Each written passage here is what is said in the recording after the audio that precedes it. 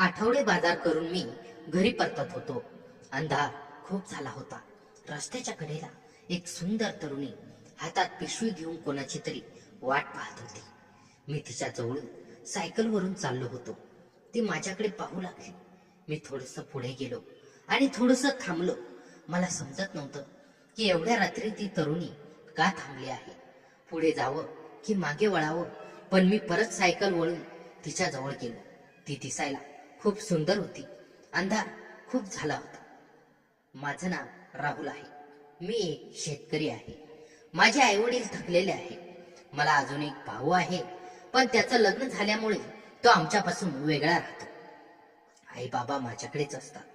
त्यांना सांभाळण्याची जबाबदारी माझ्यावरच आहे. मी शेतामध्ये भाजीपाला करतो आणि तो आठवड्याच्या बाजाराला विकायला जातो.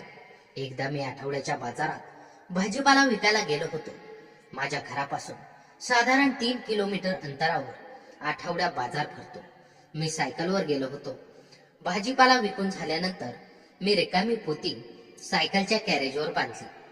थोड्याफार आठवड्याचा किराणा मी एका पिशवीत भरून सायकलला अटकवला होता आणि मी सायकलवरून घरी चाललो होतो. सर्वत्र अंधार होता. साधारण 7-7:30 वाजले असतील. पुढे गेलो आणि मला एक तरुणी रस्त्याच्या कडेला दिसली. एवढ्या रात्री रस्त्याच्या कडेला ती काय करत असेल? तिच्या हातामध्ये सुद्धा एक पिशवी होती. मी तिच्यापासून थोडस पुढे गेलो. मला त्या महिलेची दया आली. पुढे जाऊन मी थांबलो. मागे जावं की नको हा विचार करत होतो. ती तरुणी माझ्याकडे पाहत होती. मी सायकलवरून उतरून पुन्हा तिच्या जवळ गेलो आणि म्हणालो, एवढ्या रात्री सुनसान रस्त्यावर तुम्ही का थांबला? तुम्हाला कुठं जायचं आहे? तेव्हा ती तरुणी म्हणाली, माझं नाव सुहानी आहे. या रस्त्याने सरळ पुढे गेलं की माझं गाव लागतं. साधारण 2 किलोमीटर अंतरावर. ती कामावर गेले होते आणि काम संपल्यानंतर बाजारात बाजार आणायला आले होते. त्यामुळे मला उशीर झाला. मी कोणीतरी ओळखीची भेटते का ते पाहत होते, पण आमच्या गावातील कोणीच दिसलं नाही. मी म्हणालो, मी सुद्धा तिकडे चाललो आहे. याच रस्त्याने पुढे गेलं 3 किलोमीटरवर माझं गाव आहे. तुम्ही माझ्या बरोबर येऊ शकता. ती काहीच बोलली नाही. मग मीच म्हणालो, मी जातो मग, आणि थोडस पुढे चालत गेलो. तेवढ्यात तिने मला आवाज दिला आणि म्हणाली, थांबा, मी येते. मग आम्ही दोघेही चालत निघालो. ती माझ्या जवळून चालत होती. थोडा वेळ आम्ही काहीच बोललो नाही. थोडं अंतर गेल्यावर मीच तिला विचारलं, तुमचं नाव काय आहे? तुम्ही काय करता? तेव्हा ती म्हणाली, मी शेजारच्या गावात राहते. माझ्या पतीचं निधन झालं आहे. मी एकटी आहे. लोकांच्या शेतात काम करते आणि मजुरीवर माझं घर चालवते. सासू सासरे मला त्यांच्या घरात राहू देत नाही. मी बाजूला एक झोपडी बांधून राहते. मी विचारलं, तुम्हाला बाजारावरून यायला नेहमीच एवढा उशीर होतो का? ती म्हणाली, नाही, आज रविवार होता, पण मालकाला शेतात कामाला बायका मिळाल्या नव्हत्या. काम लवकर संपवायचं होतं, म्हणून त्यांनी रविवारी मला कामावर बोलावलं. मी म्हणालो, बरं. असंच बोलता बोलता ती मला म्हणाली, तुमचं नाव काय? तुम्ही काय करता? मी म्हणालो, माझं नाव राहुल आहे. मी शेजारच्या गावात राहतो. माझी थोडीफार शेती आहे. मला अजून एक भाऊ आहे, पण त्याचं लग्न झाल्यामुळे तो वेगळा राहतो. मी आणि आई बाबा आम्ही तिघेच राहतो. आई बाबाचं वय झालं आहे. मी भाजीपाला लावतो आणि आठवड्याच्या बाजारात विकायला आणतो. आजही मी भाजीपाला विकून येतोय. मला थोडा उशीर झाला. भाजीपाला विकायला वेळ गेला. ती म्हणाली, तुम्ही अजून लग्न नाही केलं का? मी म्हणालो, घरची परिस्थिती बेताची आहे. मुली पाहणं चालू आहे, पण शेती व्यवसाय करत असल्यामुळे लोक आपली मुलगी द्यायला तयार नाहीत. असं बोलता बोलता कधी तिचं गाव आलं काही समजलं नाही. ती म्हणाली, हे माझं गाव आहे, आणि तिला मला हातवरी करून तिचं घर दाखवलं. तिने माझे आभार मानले आणि म्हणाली, बरं झालं तुम्ही भेटला, नाही तर माझं खूप अवघड झालं असतं. असं म्हणत ती तिच्या घराकडे वळाली. मी तिला अंधारात व्यवस्थित पाहण्याचा प्रयत्न केला. ती दिसायला खूप सुंदर होती. मी घरी आलो, जेवण झालं आणि अंथरुणावर पडलो. तेव्हा माझ्या डोळ्यासमोर त्या सुंदर तरुणीचा चेहरा सतत येत होता. खूपच सुंदर आणि आकर्षक होती. पाहता पाहता एक आठवडा सरला. पुढचा रविवार आला. मी पुढच्या रविवारी ती कुठे बाजारात दिसते का, घरी येताना रस्त्यात कुठे दिसते का ते पाहिलं, पण ती मला कुठेच आढळून आली नाही. मी निराश झालो. मला वाटलं होतं की आपल्याला कुठेतरी दिसेल आणि तिच्याशी थोडं तरी काही बोलता येईल. असेच 2 आठवडे गेले. मी आता त्या तरुणीला विसरून गेलो होतो. नेहमीप्रमाणेच मी भाजीपाला विकायला आलो. आजही मला भाजीपाला विकायला उशीर झाला होता. नेहमीप्रमाणे भाजीपाला विकला, घरी लागणारा किराणा बाजार भरला आणि सायकलला पिशवी अटकवली आणि पुन्हा रस्त्याने चाललो. आज तीच महिला वाट पाहत थांबलेली होती. मी तिच्याजवळ जाऊन थांबलो आणि म्हणालो, तुम्ही? आम्ही दोघेही हसलो. मग आम्ही दोघेही चालत चालत मी म्हणालो, आज पण उशीर झाला का? ती म्हणाली, हो असंच. आम्ही नेहमीप्रमाणे गप्पा मारत चाललो होतो. मी म्हणालो, मी तुम्हाला खूप दिवस रस्त्यावर शोधण्याचा प्रयत्न केला, पण तुम्ही मला दिसला नाही. ती म्हणाली, मला आजच उशीर झाला आहे. बाकीच्या दिवशी रविवारी लवकर येऊन लवकर परतते. ते असं बोलता बोलता साधारण अर्धा ते पाऊण किलोमीटर आम्ही चालत गेलो होतो. अचानक अंधार वाढू लागला होता. कोल्हा ओरडण्याचा आवाज आला. त्यामुळे सुहानी घाबरली. ती माझ्याजवळ आली आणि तिने मला मिठी मारली.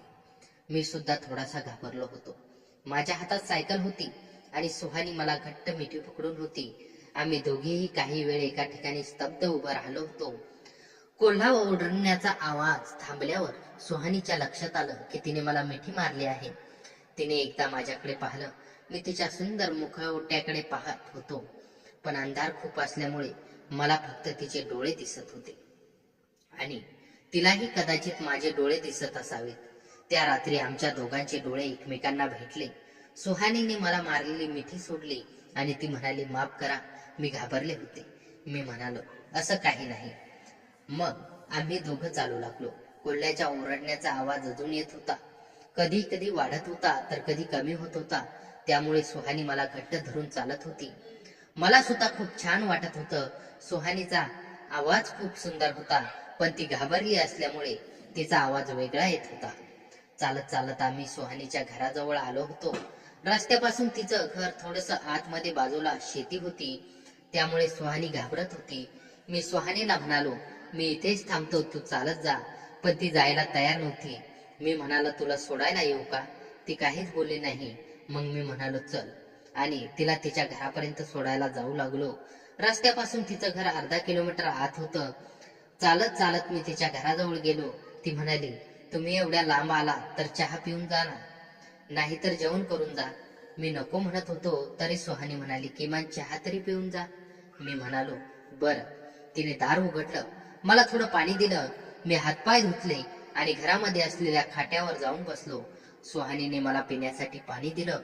सुहानीची एकच खोली होती. त्याच खोलीत स्वयंपाकासाठी चूल, झोपण्यासाठी एक खाट आणि तिचं सामान व्यवस्थित तटस्थपणे ठेवलं होतं. काही वेळात सुहानीने चूल पेटवली. घरामध्ये एका कोपऱ्यात मंद दिवा लावलेला होता. चुलीमध्ये जाळ झाल्यामुळे तिच्या चेहऱ्यावर त्या चुलीतून पडणाऱ्या प्रकाशामुळे तिचा चेहरा उजळून दिसत होता. सुहानी खूप सुंदर होती. सुहानी मला आवडू लागली होती. तिला पाहून माझं मन फिदा झालं होतं. सुहानीने 2 कप चहा बनवला. माझ्याजवळ आली. 1 कप चहा दिला आणि दुसरा स्वतःसाठी घेतला. माझ्या समोर बसून सुहानी चहा पित होती. मी चहा पित असताना सुहानीला म्हणालो, सुहानी, तू दुसरं लग्न का नाही करत? तू एक स्त्री आहेस. तुला कोणाच्या तरी आधाराची गरज आहे. स्त्रियांना बाहेर असं एकट्यानं वावरणं समाज एकट्या स्त्रीला सहज स्वीकारत नाही. ती म्हणाली, आता माझ्याशी कोण लग्न करेल? मी विधवा आहे. तिचे हे शब्द संपते न संपते तोच मी तिचा हात हातात घेतला. तिच्या नाजूक हातावरून हात फिरू लागलो. तिचा हात खूप नाजूक होता, मऊ होता. मी सुहानीला म्हणालो, सुहानी, मी माझ्या मनातलं बोलू का?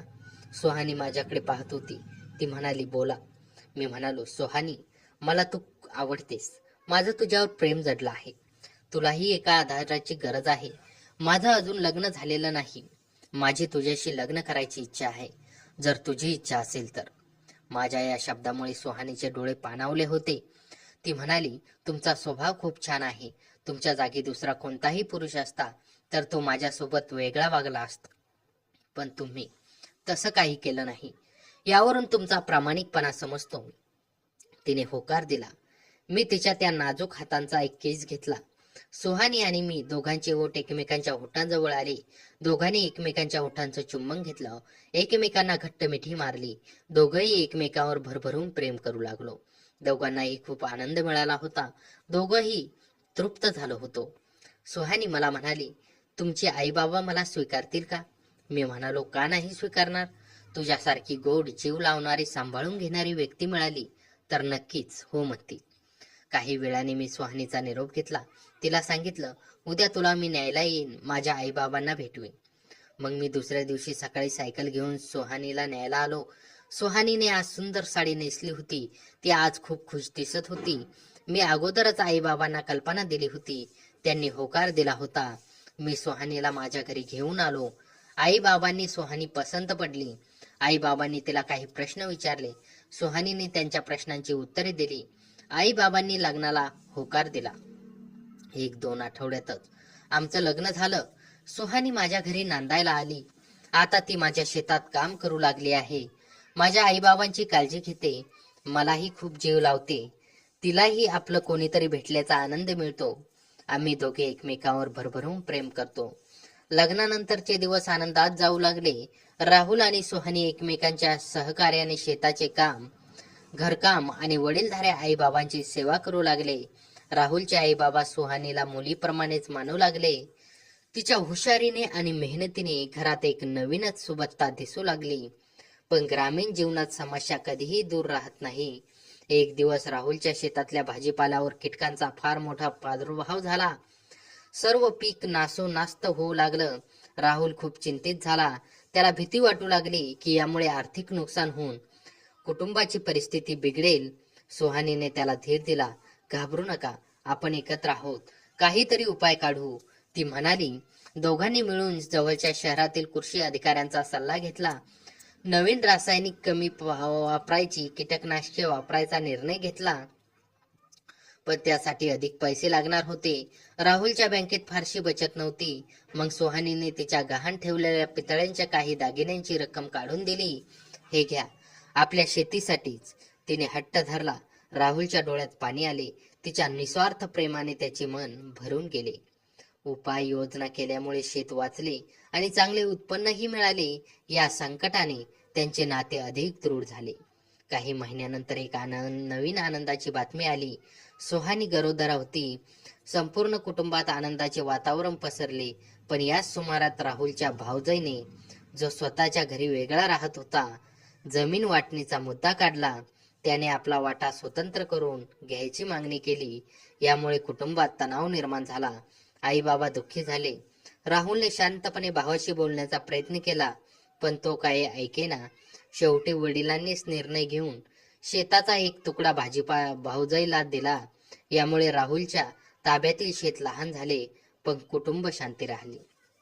सुहानीने यावेळी राहुलचा मनोबल ठेवला. शेत लहान झालं तरी आपण दोघं मेहनत करू, नवीन पद्धतीने शेती करू, इतर शेतकऱ्यांना भाजीपाला पुरवण्याचं कामही करू शकतो, तिने सुचवलं. राहुलने तिच्या सूचनेवर अंमल केला. त्यांनी शेजारच्या गावात बाजारात आपला माल नेण्यासाठी एक छोटासा वाहन उद्योगही सुरू केला. वेळ जात होता. एक सुंदर सकाळी सुहानीने एक मुलगी जन्माला घातली. छोट्या घरात बाळाचे किलबिलाट पसरले. राहुलच्या आई बाबांना नातू झाल्याचा आनंद मिळाला.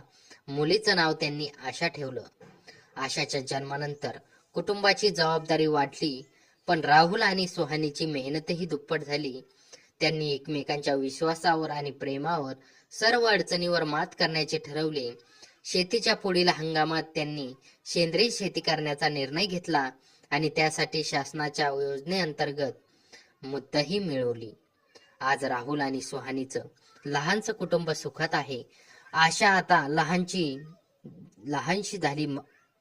रस्त्याच्या कडेने भेटलेल्या त्या अंधारातून सुंदर झालेल्या प्रेम यात्रेने एका सुंदर आशेने भरलेल्या कुटुंबात आकार घेतला आहे. दोघेही जाणतात जीवनात अडचणी येणारच, पण एकत्र राहून प्रेमाने त्या सर्वांवर मात करता येते आणि हेच तर खरं जीवन आहे. तर मित्रांनो, आजची कथा तुम्हाला कशी वाटली कमेंट मध्ये नक्की कळवा आणि चॅनलवर नवीन असाल तर आता सबस्क्राईब करा. धन्यवाद.